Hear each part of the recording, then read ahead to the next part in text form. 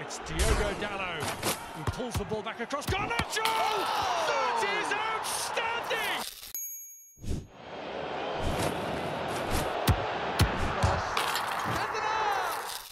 But not past Zambrana. Given straight to Paul Scholes! What about that? What about that? I hope you're excited for those posters because I am. We're releasing them tomorrow after months and months of work. I'll leave the link in the description. But let's get into the video. Let's get into talking about Crystal Palace. Away from home last season, we got absolutely steamrolled.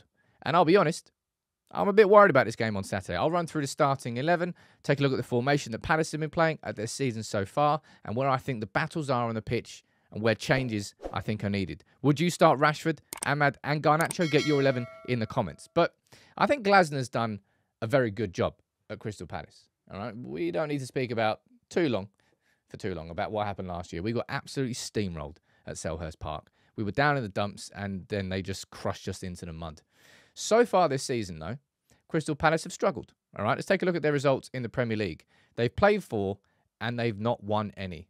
They lost the opening game of the season against Brentford away. Then they lost at home to West Ham. And then they drawn 2 games against Chelsea and Leicester. But that Leicester game, they came from 2-0 down in the second half to get a point. Now, they're using a 3-at-the-back system, which is definitely, in my opinion, going to create a bit of an overloaded midfield. So what I've done is I've put both teams together and you can kind of see how busy I think it's going to be centrally. That's the first thing I would say. I expect there to be really difficult for United against Palace to really have a lot of central progression. If I'm looking at where the spaces are, I'm going to be looking down these wings. So the wingers in this game, I think, for United are going to be even more important. I think it's going to be very, very difficult to build through the middle.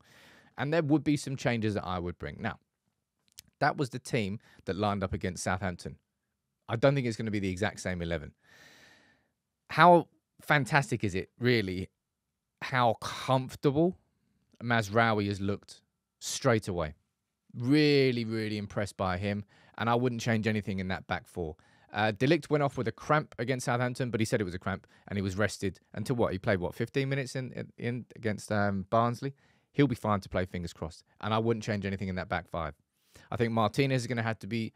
I think Martinez has been going in a little bit too strong. His aggression is great, but it feels like his timing is a little tiny bit off right now. So maybe he's kind of got to hold back in some of the tackles. But I wouldn't change anything in that back 5, nor do I think it needs changing. 2 clean sheets this week as well. Well, not that back 5. But in midfield is where we have questions. And I would probably say problems, all right? Christian Eriksen. Fantastic against Barnsley because he had all the time in the world. And when you give a player like Eriksen all the time in the world and you create space that the runners can run in behind, you're going to have a field day. And he had a field day. 2 goals and an assist, and he dominated that game.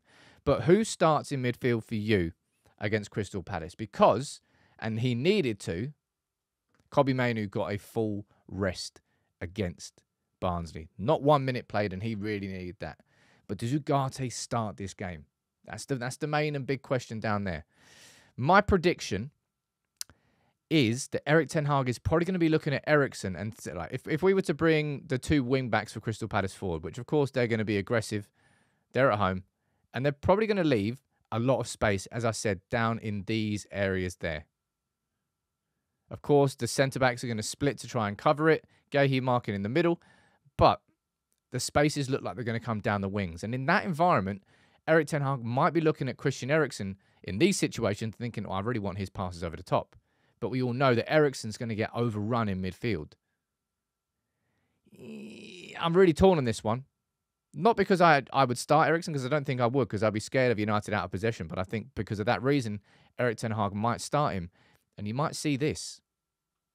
You may well see Ugarte and Eriksen play together and Kobbie Mainoo coming off the bench. Now, I don't think Kobbie should be starting every single game this season. There will be games where he drop in and out. This one I'm very unsure of.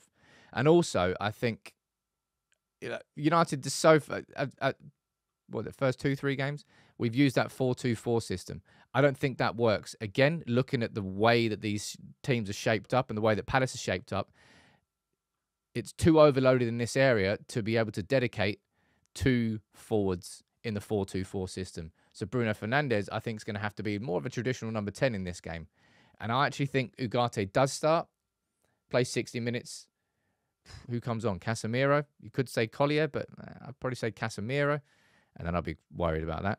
Kind of different thing altogether. But that's the midfield I think we'll see. Ugarte and Eriksen with Bruno just in front. And that's if Eriksen's completely fit to play, considering he played the full 90. He played... Did he play the full 90? No, he didn't play the full 90 away at Southampton, but nearly did. I think Erik ten Hag is going to be looking at Eriksen, wrong one, Eriksen and going, I want your balls over the top for the spaces that the wing-backs will leave. Now, let's move on to the attack, right? Because... And this is a good problem. A really good problem. You could argue for 3 or 4 different players in different positions up front. Marcus Rashford, with 2 goals against Barnsley and a goal against Southampton, has hit some form. And Erik ten Hag has backed him, even when he wasn't in form. So Rashford is definitely going to be starting this game. But these are the tweaks that I would make, all right? Because I don't think we'll see Rashford start out on the left. I think we'll see Garnacho come in, Rashford go central, and Garnacho come out wide. So that you play both Garnacho and Rashford. Now, Rashford through the middle. Especially when you look at how busy the middle is going to be there. That's him stuck in between 5 players. Hardly going to really have much space to manoeuvre. So in that sense, you might say, well, start Xerxes who can hold the ball up and feed Garnacho and Ahmed. And maybe that is the case. And maybe we'll see Rashford come on in the second half. But I think Rashford will start centrally. And I don't particularly agree with it, if I'm honest. I think that may well be a case of getting all the form players in rather than maybe choosing your best 11. But Rashford proved me wrong through the middle in a game like this. But Xerxes certainly in the second half will definitely come on and make a big, big difference. And Ahmad starts the game. Completely. I mean, look, if you wanted to, and Erik ten Hag may well do this. Look, an alternative could well be this, right? Ahmad put on the bench. Garnacho. He plays on the right. Rashford plays through the middle. And by doing that, you bring Xerxes in and you do have that physical presence. I say it's one of those two. I think I would prefer to see this. Simply because I think the space is going to be down these wings. And I'd rather that space I'd rather we had the pace at the start rather than the pace coming on. I'd rather Ahmad come on and be more technical towards the second half. In fact, yeah, I'm going to go for this. No, am I? No, I'm... So, I don't even know. And I think that's a good problem to have, by the way. I'm going to go for that. That would be my starting 11. It's not going to be an easy game, man. I don't think any United fan is under any illusion it's going to be an easy game. My prediction for it, honestly, I'm going to go for a score draw in this game. I'm going to go for a 1-1 or a 2-2. Palace haven't won. They came from 2-0 down to get a draw against Leicester, drew away at Palace and lost against Brentford away and West Ham at home. I want us to build so much on that 7-0 against Barnsley. It was not makeshift 11, but it was a switched 11. Lots of rotation, so we should have fresher legs, but it won't be easy. And we got trounced here last season, and there's probably going to be some fresh scars from that. But I'm going to go for that. I'm going to start Ugarte, and I think Eriksen will start because he's going to look for those balls for Garnacho and Rashford in the space in behind.